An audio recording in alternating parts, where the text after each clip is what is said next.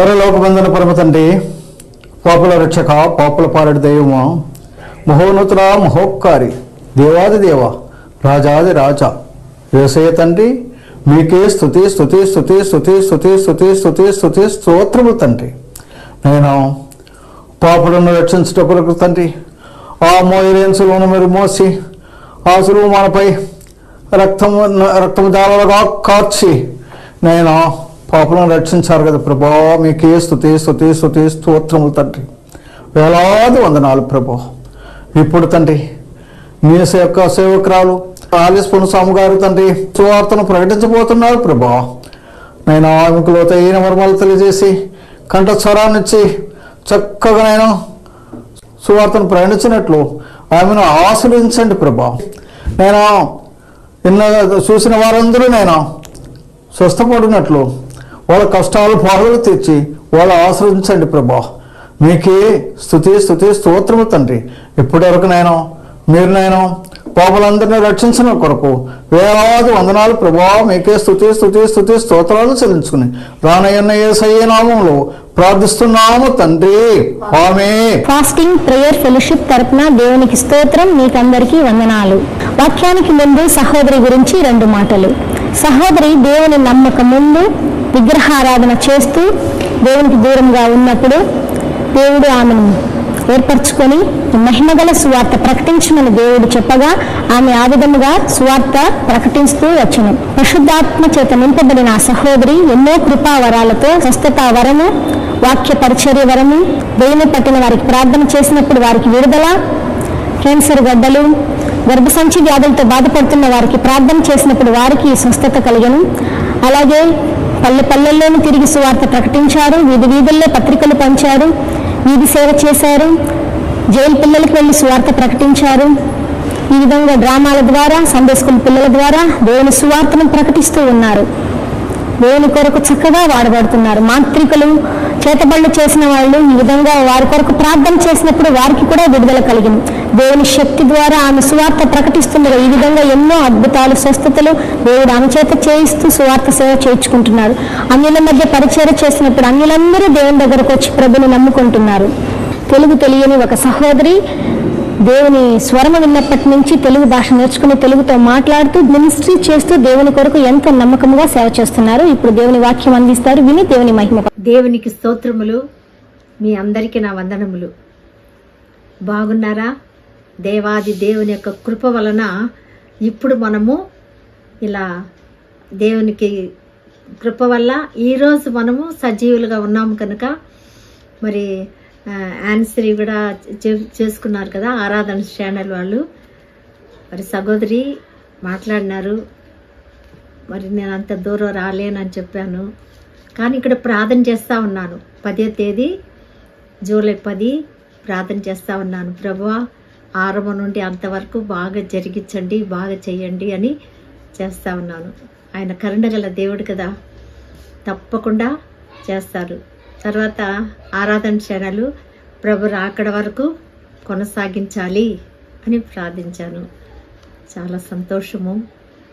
మరి నాకు ఇలాగ ఆరాధన ఛానల్లో ఇవ్వడానికి దేవుని యొక్క కృప, మరి ఆరాధన ఛానల్ వాళ్ళు కూడా మరి ఇస్తున్న వాళ్ళు ఏం చెప్పాలా ప్రేమ, దాని కొరకు కూడా వారికి కూడా వందనాలు చెల్లించుకుంటున్నాను. ఈ ఎపిసోడ్కి సహాయపడిన ప్రియులు సరళాబాయి గారు, పీటన్న పాస్టర్ గారు, వాళ్ళ కుటుంబము, 4 పిల్లలు, వాళ్ళ కుటుంబం 4 కుటుంబాలని దేవుడు ఆశీర్వదించి దీవించునుగాక. మరి అలాగే పీటన్నకు సరళాబాయి సగోదరికి నిండు వదనాలు చెల్లించుకుంటున్నాను. మరి అలాగే మాణిక్యలరావు బ్రదరు, నారాయణ గేడి, ఆ కుటుంబానికి కూడా నేను వందనాలు. లావణ్య వివాహం విజయవంతంగా జరగాలని, నేను ప్లాట్ కూడా సేల్ కావాలని ప్రార్థన చేస్తున్నాను. మరి అలాగే డాక్టర్ నీతి రమేష్ గారు కుటుంబం, బిడ్డలు, కుమార్తె, కుమారుడు, మరి ఎగ్జామ్ రాయాలి పాప, బాబుకి వచ్చి అమెరికాకి వెళ్ళిపోయాడు. దేవునికి స్తోత్రం. ఆ కుటుంబానికి కూడా నేను వందనాలు చెల్లించుకుంటున్నాను. సువాసిని రాజు గారు, వాళ్ళ కుటుంబానికి కూడా నేను వందనాలు చెల్లిస్తున్నాను. కుమార్తె కుటుంబాన్ని దేవుడు ఆశీర్వదించి, అలాగే కుమారుడు కుటుంబాన్ని కూడా దీవించి గర్భఫలం అనుగ్రహించలాగన, దివ్యాకుని దేవుడు దీవించి ఈసా వచ్చి వాళ్ళు వెళ్ళుటకు సహాయం చేయలాగన ప్రార్థిస్తున్నాను. ఆ కుటుంబానికి కూడా వందనాలు చెల్లించుకుంటున్నాను. వాక్య భాగానికి వెళ్దాము. లూకాసు వార్త 7వ అధ్యాయము 14వ వచనం 13 చదువుకుందాము. ప్రభువు ఆమెను చూచి ఆమె యందు కనికరపడి ఏడవద్దని ఆమెతో చెప్పి దగ్గరకు వచ్చి పాడెను ముట్టగా మోయిచున్నవారు నిలిచిరి. ఆయన చిన్నవాడా లెమ్మని నీతో చెప్పుచున్నాననగా చనిపోయిన వాడు లేచి కూర్చుండి మాట్లాడసాగెను. ప్రార్థించుకుందాము. దయగల దేవా, కృపగల తండ్రి, నీకు వందనాలు, స్తుతి స్తోత్రం చెల్లించుకుంటున్నాను. కరుణా సంపూర్ణుడా నీకు స్తోత్రములు, పవిత్రుడా స్తోత్రములు. చదవబడిన వాక్యాన్ని వివరించుటకే యోగ్యత నాకు లేదు నాయనా. మీరే వచ్చి మాట్లాడండి ప్రభా. వినువారికి మేలు కలుగునట్టు, రక్షణ కలుగునట్లు ప్రభా, అర్థమయ్యేట్టుగా మీరు మాట్లాడి, పరిశుద్ధాత్మ తండ్రి మీరే మాట్లాడి మీ నామానికి మహిమ తెచ్చుకోమని మా కొరకు రక్తం చెందించిన యేసుక్రీస్తు నామములో స్తుతిస్తూ సహాయం కోరి అతి వినయంతో అడిగి వేడుకుంటున్నాం పరలోకమందున మా తండ్రి, ఆమేన్. ప్రియులారా, ఈ స్టోరీ మనకు అందరికి తెలుసు కదా. మామూలుగా విధవరాలు ఏడుస్తూ ఉంది, తన కుమారుడు చనిపోయాడు, అందుకని ఏడుస్తూ ఉంటే కూడా యేసు ప్రభు వారు అక్కడికి వచ్చాడు. యేసయ్య వచ్చి చూసి ఆమెను చూచి అని ఉంది. ఆమెను చూచి ఆమె యందు కనికరపడ్డాడు. మరి మనం దేని కొరకు ఏడుస్తున్నాము? మనల్ని చూస్తాడు, చూచుచున్న దేవుడు కదా. మన దేని కొరకు చింతపడుతున్నాము, దేని కొరకు ఏడుస్తున్నాము, దేని కొరకు బాధపడుతున్నాము అన్నీ ఆయనకు తెలుసు. చూస్తా ఉన్నాడు దేవుడు. చూశాడు, దగ్గరికి వచ్చాడు, కనికరించాడు. చూశాడు, కనికరించాడు. అదే లూకాసు వార్త 10:34 వచనం 33 నుంచి చదువుతాను. అయితే ఒక సమరయుడు ప్రయాణమై పోచు అతడు పడి ఉన్న చోటికి వచ్చి అతన్ని చూచి అతని మీద జాలిపడి దగ్గరకు పోయి నూనెయు ద్రాక్షరసమును పోసి అతని గాయములను కట్టి తన వాహనం మీద ఎక్కించి ఒక పూటకూళ్ళ వాని ఇంటికి తీసుకొని పోయి అతన్ని పరామరించెను. చూడండి ఎంత చక్కగా కదా. సమరయుడుకున్న మనసు యాజకుడికి లేదు, లేవీయుడికి లేదు కదా. అంటే యెరూషలేమును విడిచాడు, దేవుని సన్నిధి విడిచిపెట్టాడు, భర్త కుటుంబం కూడా అంతే కదా. స్తుతిని యూదాని విడిచిపెట్టారు, మోయాబుకి వచ్చారు. నష్టపోయారా లేదా? నష్టపోయారు కదా. ఇక్కడ కూడా యెరూషలేమును విడిచాడు, దిగి వచ్చాడు ఎరికోకు. దిగి వచ్చి ఏం చేశాడు? నష్టపోయాడు. అన్ని పెరుక్కున్నారు, కొట్టారు, కొన ఊపిరితో విడిచారు, నష్టపోయారు. దేవుని సన్నిధి విడిచి వెనక్కి తిరగకూడదు, రాకూడదు. చాలా మంది నమ్ముకుంటారు, మాకు ఇది లేదండి, ఏమో చెప్తా ఉంటారు, మాకు అచ్చుదల లేదండి, అందుకేనండి వదిలేసినాను. చాలామంది అంటూ ఉంటారు. ఏందిరా ఇది అనుకుంటా నేను. అచ్చుదల లేదంటే దేవునికి నమ్ముకునేది లోక ఆస్తి కొరకు కాదు, లోకములో మంచి కొరకు కాదు, అన్నీ సమకూర్చాలని కాదు, నిత్య జీవం పొందడానికి, రక్షణ, పరలోక రాజ్యం సంపాదించుకోవాలి. అది పైన పరలోక రాజ్యం మనం కట్టగలమా? కట్టలేము. బంగారు ఇల్లు కట్టగలమా? కట్టలేము. మనకు ప్రాణము, జీవము, నిత్య జీవం కదా. ఆ జీవం ఎవరైనా ఇస్తారా? చనిపోతే బ్రతికించగలరా? ఎవ్వరు బ్రతికించలేరు. యేసయ్య ఒక్కడే బ్రతికిస్తాడు. మీ భర్త కానీ, భార్య కానీ, పిల్లలు కానీ, అమ్మ, నాన్న, అన్న, తల్లిలు ఎవ్వరు బ్రతికించలేరు నువ్వు చనిపోయినాక. దాని కొరకు యేసు ప్రభు నమ్ముకునేది. ఈ లోక ఆస్తుల కొరకు కాదు, లోకములో ఉన్న వాటి కొరకు కాదు. కనుక అచ్చుదల లేదు అని అంటూ ఉంటారు. కనుక ప్రియులారా, ఇక్కడ చూడండి, అలా వచ్చేసినారు. ఆమె కూడా కరువు వచ్చిందని నయోమి వెళ్ళిపోయింది మోయాబీకి. నష్టపోయినారు, చాలా నష్టపోయినారు. కానీ తిరిగి వస్తే మళ్ళీ ఆశీర్వాదం వచ్చింది, మళ్ళీ దీవెన కలిగినాయి. ఇక్కడ తిరిగి రాలేదు, యేసు ప్రభువే దగ్గరికి వచ్చాడు. యేసయ్య చూశాడు, ఈ లోకానికి దిగి వచ్చిన ప్రభు కదా, ఎంత గాయాన్ని కట్టువాడు, గాయాన్ని మాన్పువాడు. ఆయన చూశాడు, అతని మీద జాలి పడ్డాడు. మనల్ని పరలోకం నుంచి నిత్య జీవం కొరకు మృతులుగా పడి ఉండగా మనల్ని చూశాడు. మనల్ని చూసి జాలిపడి కనికరించి ఈ లోకానికి శరీరధారిగా దిగి వచ్చాడు. పరలోకం నుంచి రక్తం కార్చి మరణాన్ని జయించి లేచాడు. కనుక ప్రియులారా, మన కొరకు జీవం ఇచ్చాడు, రక్తం కార్చాడు కనుక మనం బ్రతుకడానికి. అందుకే ఆయన జాలి గల దేవుడు, కనికరం గల దేవుడు అని మనకి చూస్తున్నాం. ఆమెను చూచి కనికరపడి ఏడవద్దని ఆమెతో చెప్పాడు.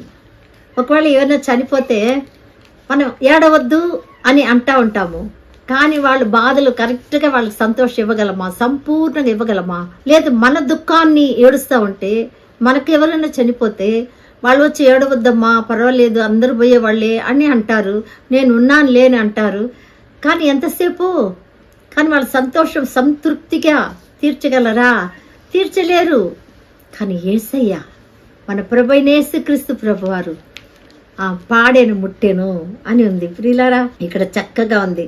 కనికరించి ఏడవద్దని చెప్పి ఆమెతో చెప్పి దగ్గరకు వచ్చి పాడేను ముట్టెను. నీ సమస్య ఏదైతే ఉందో ఏడవద్దు అంటాడు. కనికరించి ఆయన చూసి మన కన్నీళ్లు చూస్తాడు, మన బాధను చూస్తాడు. మన బాధ తెలుసు, కష్టం తెలుసు, కన్నీరు ఆయనకు తెలుసు. అందుకే దగ్గరకు వచ్చి చూసి పాడేను ముట్టగా ఆ సమస్యను ముట్టగా, మనకి ఏ సమస్య ఉందో, ఏ శ్రమ ఉందో, ఏ కష్టం ఉందో, ఏ బాధ ఉందో, ఏ శోధన ఉందో, ఏ చిక్కులు ఉన్నాయో ముడతాడు. ప్రియులారా, వ్యాధితో ఉన్నారా? అప్పుల బాధ, నష్టపోయారా? అశాంతితో ఉన్నారా? అసమాధానం లేక ఉన్నారా? ఏ స్థితిలో ఉన్నారు? అందరూ విడిచిపెట్టారా? చాలా వేదనతో ఉన్నారా? వయసు అయిపోయిందని బాధపడుతున్నారా? ఒంటరిగా ఉన్నాను బాధపడుతున్నారా? అందరూ ఉన్నా మనం ఒంటరి వాళ్ళమే. ఎందుకంటే సెల్లులో మునిగిపోతున్నారు. చాలా మంది వస్తారు, కూర్చుంటారు, కానీ సెల్లులో వెళ్ళిపోతారు. కనుక ప్రియులారా, మరి దేవుడు ఆమెను చూచి ఆ పాడెను ముట్టగా ఏడవద్దని చెప్పి కనికరం గల దేవుడు కనుక ఆ పాడెను ముట్టితే వెంటనే మోసి ఉంటున్న వాళ్ళే నిలిచిపోయి. నీకు విరోధంగా శత్రువులు ఎవరైనా ఉన్నా ఆ సమస్యను ముట్టంగానే వాళ్ళు నిలిచిపోతారు. యుద్ధం చేసే వాళ్ళు నిలిచిపోతారు. వేదన కలిగించే వారు దుష్టులు నిలిచిపోతారు. దేవునికి స్తోత్రం. అవును ప్రియులారా, అందుకే కన్నీళ్లు కారుస్తున్నావా? దేని కొరకు కన్నీళ్లు? దేని కొరకు వేదన? కన్నీళ్లు నాట్యంగా మార్చే దేవుడు, కన్నీళ్లు ఉల్లాస వస్త్రంగా మార్చగల దేవుడు. యెషయా 61:3 అది ఉంది. ఉల్లాసంగా దుఃఖాన్ని, కన్నీళ్ళని, మరి దుఃఖాన్ని ఆనందంగా మార్చగల దేవుడు మన దేవుడు. కనుక ఆ సమస్య ముడతాడు. వెంటనే మోయిస్తున్నవారు, మనకి ఏ సమస్య అయితే వచ్చిందో, ఎవరి ద్వారా వచ్చిందో వాళ్ళు నిలిచిపోతారు. కనుక ప్రియులారా, దేవాది దేవుడు మనకి ఎంతో ఆనందాన్ని, ఎంతో సంతోషాన్ని అనుగ్రహిస్తాడని ఇక్కడ మనం చూస్తున్నాం. మరి అంతేకాకుండా మరి దేవుడు లూకాసు వార్తే కాదు, ఇంకా విలాప వాక్యము 3:22లో యెహోవా కృపగలవాడు, ఆయన వాత్సల్యత ఎడతెగక నిలిచినది కనుక మనము నిర్మూలము కాకున్నాము. దేవునికి స్తోత్రం. అవును ప్రియులారా, ఆయన కృపగలవాడు కనుక, కనికరం గల దేవుడు కనుక, ఆయన వాత్సల్యత ఎడతెగక నిలిచినది కనుకనే మనము నిర్మూలము కాకున్న వారము. అనుదినము నూతనముగా ఆయనకు వాత్సల్యత పుట్టుచున్నది. అనుదినము ప్రార్థనలో ఉన్నామా? అనుదినము దేవుని వాక్యములో ఉన్నామా? ప్రియులారా, ఆయనకు వాత్సల్యత అనుదినము నూతనముగా ఆయనకు వాత్సల్యత పుట్టుచున్నది. నీవు ఎంతైనా నమ్మదగిన వాడవు. దేవునికి స్తోత్రం. నమ్మదగిన దేవుడు కనుక ప్రియులారా, ఆయన నమ్మదగిన దేవుడు. మత్తయి సువార్త 15వ అధ్యాయంలో రొట్టి కొండ ప్రసంగం, ఎంత చక్కగా వాళ్ళందరూ వెళ్ళి కూర్చుంటారు కదా దేవుని వాక్యాన్ని వినటానికి. 3 రోజులు ఈ జనులు నేటికి 3 దినములు ఉండి నా యొద్ద ఉన్నారు, వారికి తిననేమీ లేదు కనుక వారి మీద కనికరము పడుచున్నాను. చూసారా, అక్కడ ఏడుస్తూ ఉంటే చూశాడు, కనికర పడ్డాడు. ఇక్కడ ఈ జనులు నేటికి 3 దినములు దేవుని వాక్యం కూర్చొని ఆయన సన్నిధులు కూర్చున్నవారు, అది ప్రార్థన కానీ వాక్యాన్ని కానీ కూర్చున్న వారిని కనికరపడ్డాడు. అడగకనే ఇస్తామన్నాడు. దేవునికి స్తోత్రం. కూర్చున్న వారికి కనికరము. ఆ మార్గంలో మూర్చిల్లిపోదురేమో, మనం ఏమైపోతామో, ఎంత బాధ కదా దేవునికి. కన్న తండ్రికి చూడండి ప్రియులారా, మూర్చిల్లిపోతారేమో, మన గురించి తెలుసు, భవిష్యత్తు తెలుసు. అవును ప్రియులారా, అందుకే ఆయన సన్నిధులు కూర్చుంటే వాక్యం కొరకు ప్రార్థన కొరకు కూర్చున్న వారికి వాళ్ళ కొరతలు తెలుసు, అక్కర తెలుసు, ఏమవుతారో అని తెలుసు, వాళ్ళ భవిష్యత్తు తెలుసు. స్తోత్రం. అవును ప్రియులారా, కనికరపడ్డాడు. వారి మీదే కనికరం. అక్కడ కన్నీళ్లు కారుస్తుంటే కనికరం, ఏడుస్తుంటే కనికరం.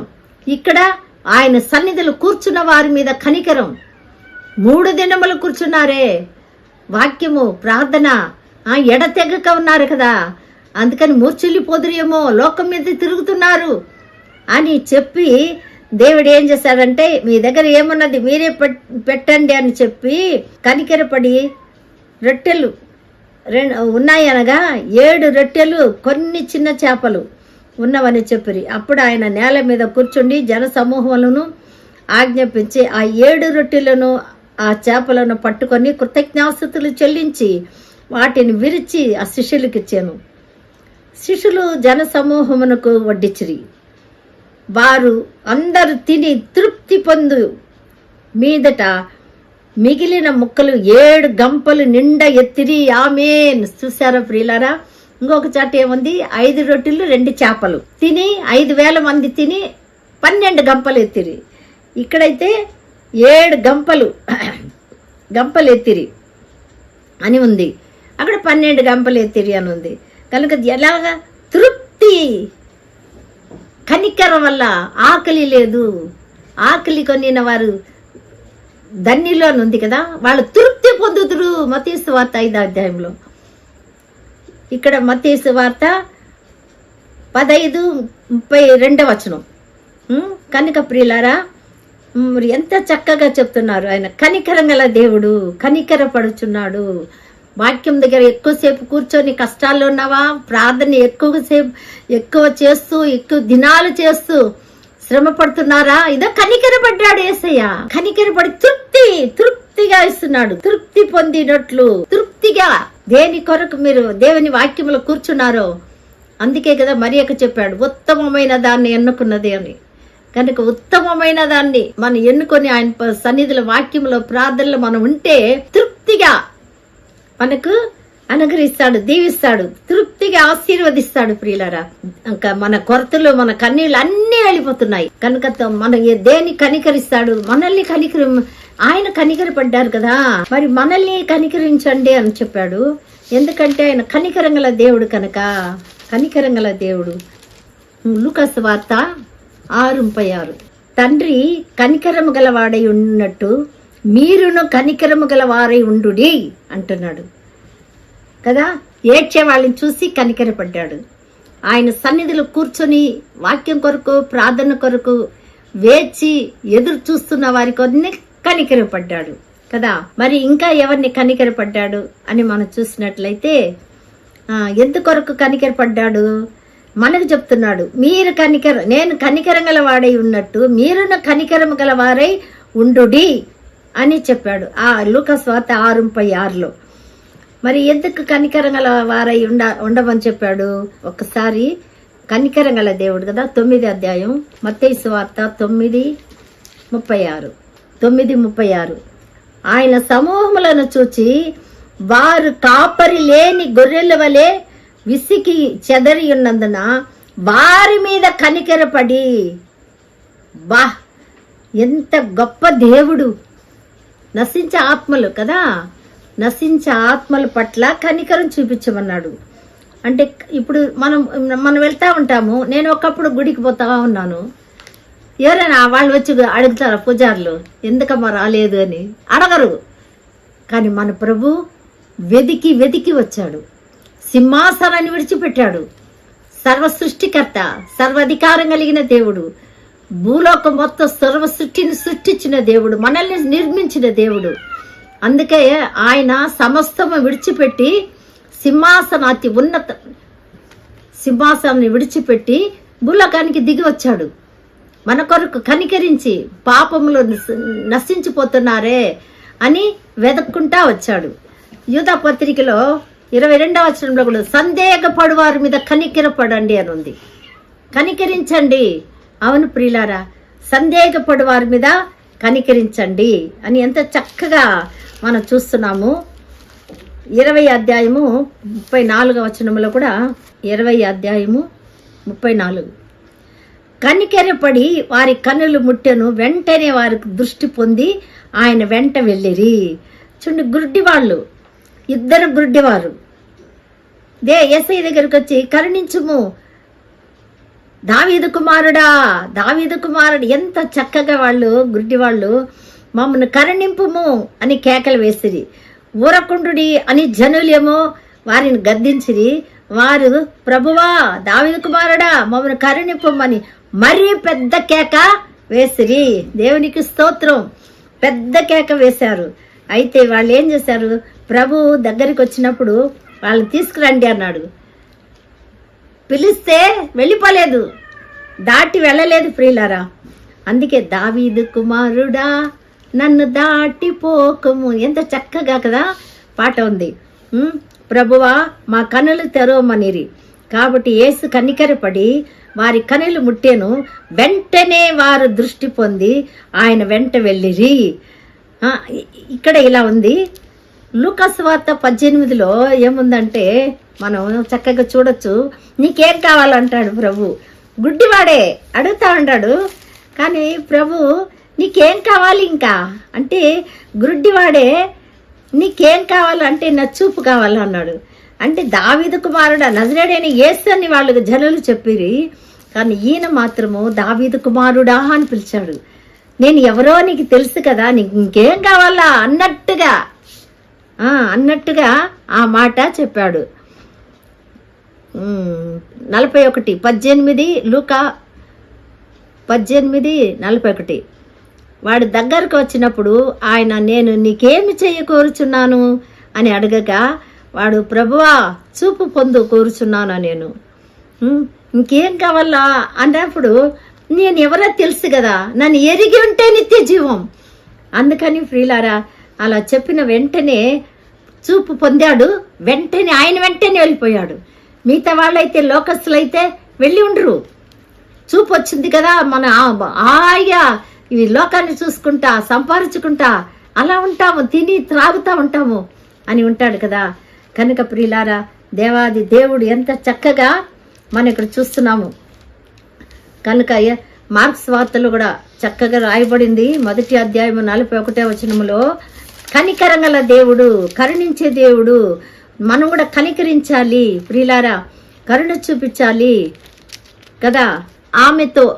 ఆయనతో చెప్పి ఆయనను వేడుకొనగా ఆయన కనికరపడి చెయ్యి చాపి వారిని ముట్టి నాకిష్టమే నువ్వు శుద్ధుడువా కమ్ము అని వారితో చెప్పాను.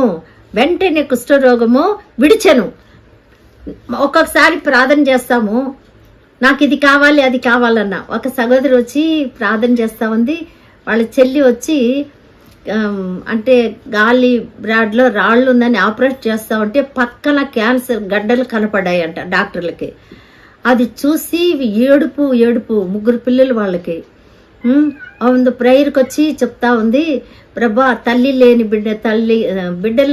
బిడ్డలకు తల్లి లేని పిల్లలుగా చెయ్యొద్దు ప్రభువా అని చేస్తా ఉంది. నాకే బాధేసింది. ప్రభుకు చెప్తాలా, ఆయన చూచే దేవుడు, ఆయన నిర్ణయిస్తే దాన్ని మార్చగలరు ఎవరు లేరు. అవును ప్రియులారా, అందుకు నేను చెప్పించాను. మళ్ళా ప్రేయర్ అంతా అయిపోయిన తర్వాత అమ్మ అట్ట చెయ్యకు, ఆయనకి బోధ చేస్తున్నావా, అలా చేయకూడదు. అడగాల మనం, రక్షణ కావాలి. మారు మనసు లేదు, రక్షణ లేదు చెల్లెలకు. ఈ పాప మాత్రం బాగా రక్షణ పొందింది. అందుకని రక్షణ లేదు, ముందు రక్షణ కొరకు ప్రార్థన చెయ్యి, బాగా అయిపోతుంది అని నేను చెప్పాను.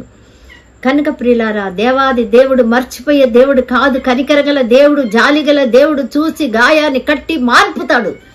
అలాంటి గొప్ప కార్యం చేసే దేవుడు కనుక మనం ఇప్పుడు చూడండి, నీకు ఇష్టమైతే నా శుద్ధుడిగా కమ్మంటే కనికరించి ఇష్టపడ్డాడు. నాకు ఇష్టమే అన్నాడు. మనం బాగుండడం ఆయనకి ఇష్టమే కనుక ప్రియులారా, ఇష్టమే కనుక పాడేను ముట్టాడు, ఆ సమస్యను తాకాడు, కన్నీళ్లు తుడిచాడు. కన్నీళ్లు నాట్టిగా మార్చే దేవుడు, ఆనందంగా మార్చగల దేవుడు మన దేవుడు. దిగులు పడకండి, వేదన పడకండి. మీ కన్నీరు వృధా కాదు, మీ ప్రార్థన వ్యర్థం కాదు. తప్పకుండా దేవాది దేవుడు మనకు సహాయం చేస్తాడు, అద్భుతం చేస్తాడు, ఆశ్చర్యకారాలు చేస్తాడు. కనుక మన ప్రభు వైపు చూస్తాం.